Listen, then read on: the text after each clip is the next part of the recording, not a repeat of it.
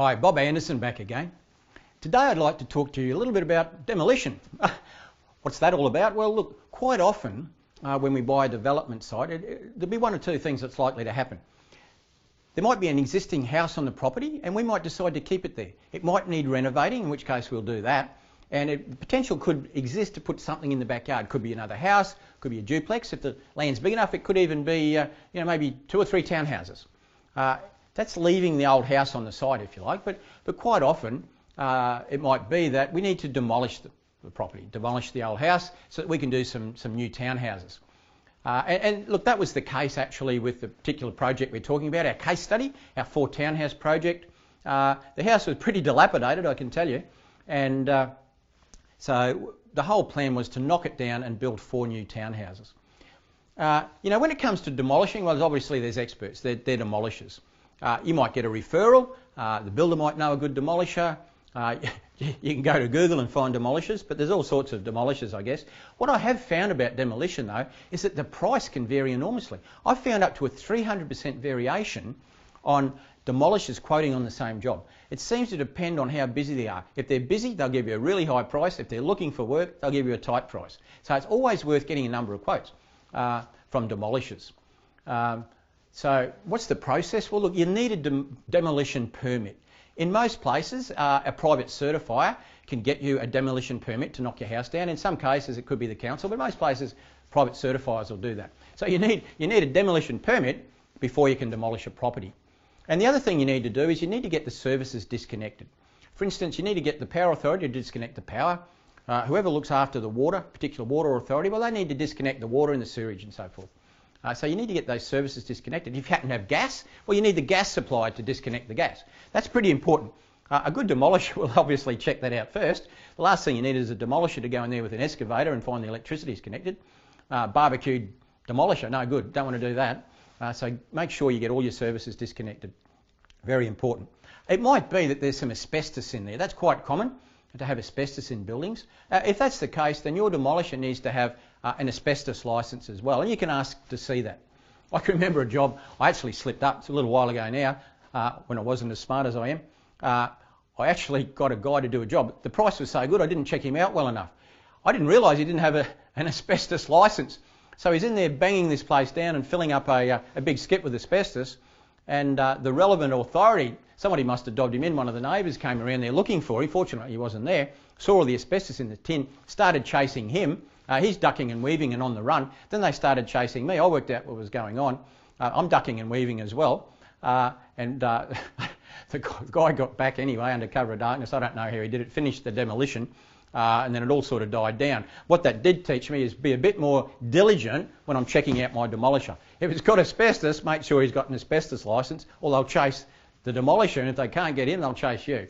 Another good thing as well, and this is really the demolisher's job, but make sure that there's no tenants in it. So a good thing with your demolition, make sure you get your tenants out of the building at the right time. But first of all, before you disconnect the services, tenants don't take kindly to paying rent after you've disconnected their power and their water and their sewage. So obviously it's a timing thing. I'm only joking here a bit, making light of it. But you need to time the exit of your tenants with the, if you like, the closing down of the services. And make sure you don't have any tenants in there when the demolition starts. That might sound funny to you, but I actually had a house once I got demolished. Pretty good price. The guy moved in early, about 7 o'clock in the morning, started to demolish the house. It was a big old dilapidated house. Nobody had lived there for about 6 months. What I didn't know, and he told me later, is just as he was starting to smash the thing down with a massive excavator, a guy flew out one of the side doors. It was a poor guy, he was a vagrant, obviously somebody living on the streets, had decided to move in there, had made it his house. The demolisher hadn't gone through the house to see if anybody was in there, started to demolish it. This poor guy could have easily been buried. So hopefully, always remind your demolisher to have a good look through there first. Another thing we get is actually a dilapidation report. We get that, a quantity surveyor can get that for you. It's only about $400. What they do, before you start building, they go around, they take lots of photos of your site and they take photos of the adjoining sites. They take photos of the houses, any walls, any retaining walls, any driveways of neighbours, and they do it again at the end of construction. It comes in handy sometimes. A dilapidation report, only $400.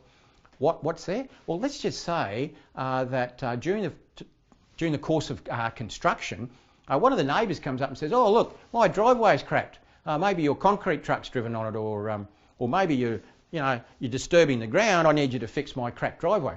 Well, in your dilapidation report, you would have photographs of their driveway. Now, you would know whether it was cracked or not before construction. I'll just give you that by way of example. The same thing can happen with party walls, retaining walls.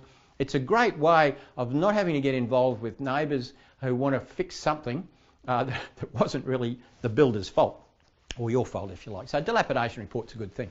Now the other thing is, once the demolition's happened, what you want to do is get some temporary fencing up straight away to keep everybody out.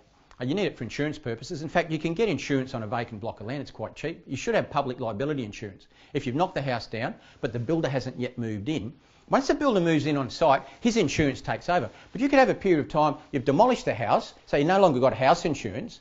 The builder doesn't start for 3 weeks, so you've got no insurance. Anybody could wander onto your block, do something crazy, and have a shot at you. It's very cheap to get some public liability insurance. A good thing to do.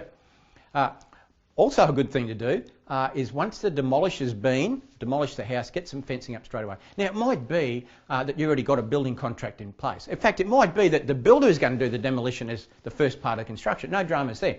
But if you've got a period of time between the house being demolished and the builder starting, you mightn't have a fence up. And look, that happened recently with us. In fact, this particular project that I'm talking about, our case study, we got the house demolished, but the builder couldn't start for about 3 weeks. So we had a period of time where the house is gone, the site's cleared, no fence up. You wouldn't believe it. Come time for the builder to come, we meet the builder on site, all of a sudden we're walking over the site and we're thinking, geez, we feel a bit higher than we did last time. What's going on here? Then we realised what had happened. Somebody had dumped a whole heap of fill on our block. There's so much construction going on in this area, we drove around trying to work out who it might be, but gave up. There's so many holes being dug. Somebody from another site had loaded up about 18 truckloads of soil, brought it over to our site and dumped it on our site because we didn't have a fence up. In fact, not only that, they'd then gone to the trouble of spreading the fill and compacting it. They'd actually bought in machinery and compacted the fill. Amazing stuff.